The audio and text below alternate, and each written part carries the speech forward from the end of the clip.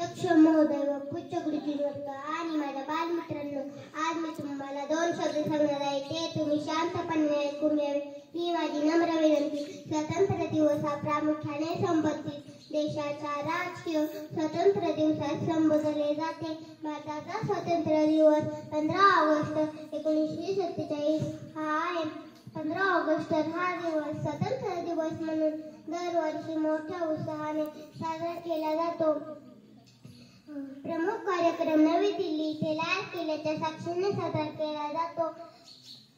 15 August 1947 या दिवशी भारताचा ब्रिटिशांच्या धोक्यापासून स्वतंत्र झाला. प्रतिवर्ष 15 ऑगस्ट 1947 या दिवशी जय जय महाराष्ट्र, जय जय महाराष्ट्र हे राष्ट्रीय पर्व संपूर्ण पर्व देशभरात